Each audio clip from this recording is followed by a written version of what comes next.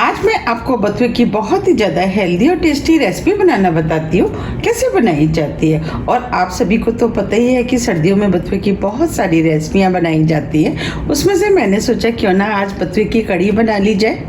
और ये कढ़ी खाने में बहुत ही ज़्यादा टेस्टी लगती है और झटपट बनके भी तैयार हो जाती है। और आप सभी को तो पता ही है कि बथुआ शरीर के लिए गर्म भी होता है और इसे खास करके सर्दियों में ही बनाया जाता है। तो चलिए देख लेते हैं कढ़ी को कैसे बनाया जाता है। बथुए की कढ़ी बनाने के लिए ये हमने 300 ग्राम बथुआ लिया, जिसे हमने अच्छे से साफ कर लिया और बथुए के अंदर जितनी भी मोटी डंडियाँ थी वो हमने निकाल दी है। इसके बाद बथुए को 3 से 4 बार अच्छे से पानी से धोया, क्योंकि बथुए के अंदर काफ़ी मिट्टी होती है।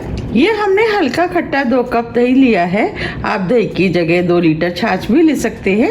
अब हम बथुए को महीन महीन काट लेते हैं।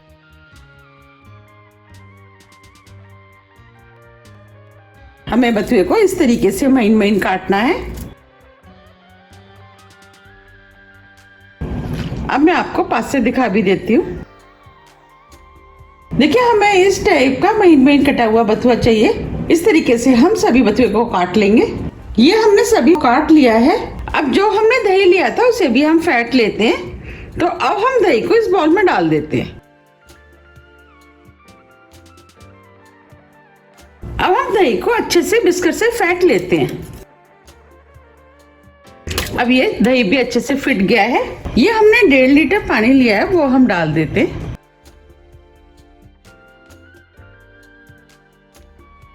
अब पानी को दही में अच्छे से मिक्स कर लेते हैं। दही में पानी अच्छे से मिक्स हो गया है। अब ये छाछ बनके तैयार हो गई है। अब ये हमने आधा कप बेसन लिया है, वो डाल देते हैं। अब हम बेसन को दही में अच्छे से मिक्स कर लेते हैं। मिक्स करते समय हमें ध्यान रखना है कि इसमें बेसन के लम्स नहीं होने चाहिए। अब बेसन और दही अच्छे से मिक्स हो गया है। आप देख पा रहे हैं इसमें बेसन के बिल्कुल भी लम्स नहीं है। अब हम इस घोल को साइड में रख देते हैं और कढ़ी बना लेते हैं। कढ़ी बनाने के लिए कढ़ाई में 2 टेबल स्पून देसी घी डाल देते हैं। आप देसी घी की जगह ऑयल का भी इस्तेमाल कर सकते हैं, लेकिन कढ़ी देसी घी में टेस्टी बनके तैयार होती है। घी को गर्म होने देते हैं। घी गर्म हो गया है। ये हमने आधी टीस्पून राई ली है, वो डाल देते हैं। राई को तड़कने देते हैं। राई तड़कने लगी है। आधी टीस्पून जीरा, फ्लेम को हमने स्लो कर दिया है।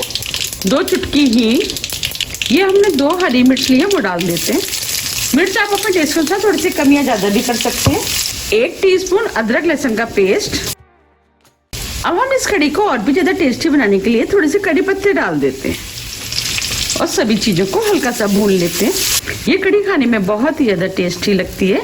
इसे खास करके राजस्थान में तो बहुत बनाया जाता है। अब ये सभी चीज़ें भुन गई हैं। ये हमने 1 मीडियम साइज की प्याज ली है, वो डाल देते हैं और प्याज को हल्के गोल्डन कलर का भून लेते हैं। अब ये प्याज हल्के गोल्डन कलर की भुन गई है। बस हमें प्याज को इतना ही भुनना है। अब हम इसके अंदर मसाले ऐड करेंगे। ये हमने 1 टीस्पून कश्मीरी लाल मिर्च ली है, वो डाल देते हैं। मिर्च आप अपने टेस्ट के अनुसार थोड़ी सी कम या ज़्यादा भी कर सकते हैं। ये मिर्च ज़्यादा तीखी नहीं होती है। आधी टीस्पून हल्दी पाउडर, 1 टीस्पून धनिया पाउडर। अब हम सभी मसालों को कुछ सेकंड के लिए भून लेते हैं, जिससे मसालों के अंदर जितना भी कच्चापन होगा वो निकल जाएगा।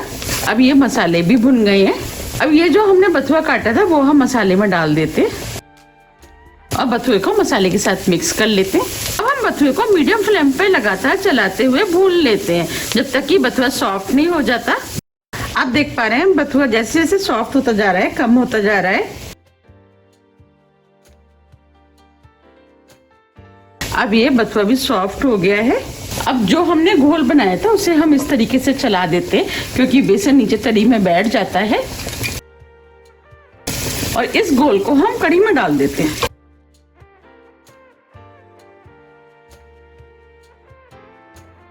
और सभी चीजों को मिक्स कर लेते हैं। अब हम इस कढ़ी को फुल फ्लेम पे लगातार चलाते हुए बॉईल आने तक पका लेते हैं। हमें इसे लगातार चलाते हुए पकाना है, जिससे कि दही फटे ना। अब कढ़ी में उबाल आना भी शुरू हो गया है और कढ़ी पहले से गाढ़ी भी हो गई है। अब हम फ्लेम को स्लो मीडियम कर देते हैं और कढ़ी को 30 से 35 मिनट के लिए पकने देते हैं। हम कढ़ी को जितने अच्छे से पकाएंगे उतनी ही ज़्यादा टेस्टी बनके तैयार होगी। और इसको हम बीच बीच में चलाते भी रहेंगे।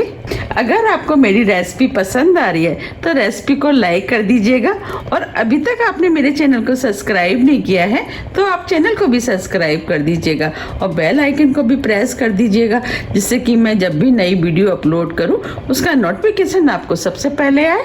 अब हम कढ़ी में नमक डाल देते हैं, नमक टेस्ट के अनुसार।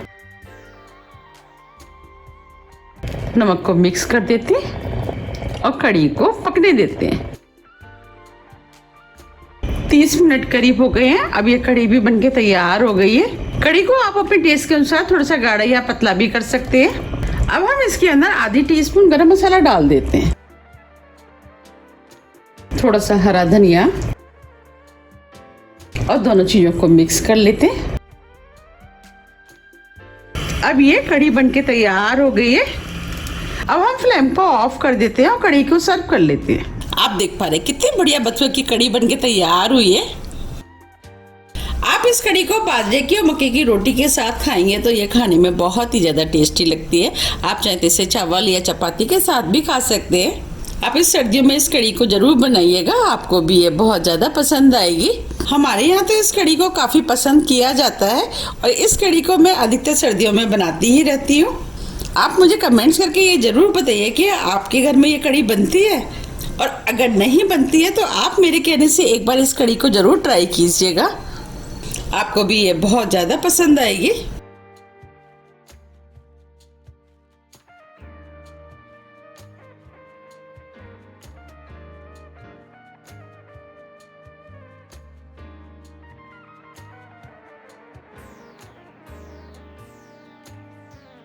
आप चाहे तो इस कढ़ी को इस तरीके से भी खा सकते हैं, और आप चाहे तो इसको और भी ज़्यादा टेस्टी बनाने के लिए इसमें तड़का भी लगा सकते हैं। हम इसे और भी ज़्यादा टेस्टी बनाएंगे।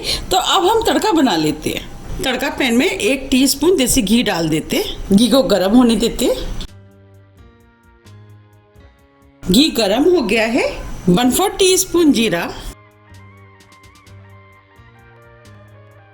थोड़े से करी पत्ते। अब हम फ्लेम को ऑफ कर देते हैं और 1 लाल मिर्च डाल देते हैं। 1/4 टीस्पून लाल मिर्च पाउडर। अब ये तड़का बनके तैयार हो गया है। अब हम तड़के को कढ़ी में डाल देते हैं। तड़के को मिक्स कर देते हैं। आप देख पा रहे हैं कितनी बढ़िया बथुए की कढ़ी बनके तैयार हुई है। अगर आपको मेरी रेसिपी पसंद आ रही है तो आप ज़्यादा से ज़्यादा फ्रेंड और फैमिली के साथ शेयर कीजिए, और मुझे कमेंट्स करके जरूर बताइए कि आप इसे कब बना रहे हैं। और हम इसके ऊपर थोड़ा सा हरा धनिया डाल देते हैं। आप देख पा रहे हैं कितनी बढ़िया कढ़ी बनके तैयार हुई है। अगर आपको मेरी रेसिपी थोड़ी भी पसंद आती है तो रेसिपी को लाइक कीजिए, चैनल को सब्सक्राइब कीजिए और ज़्यादा से ज़्यादा शेयर कीजिए। अब हम फिर मिलते हैं इसी तरह की टेस्टी रेसिपी के साथ। जब तक के लिए नमस्कार।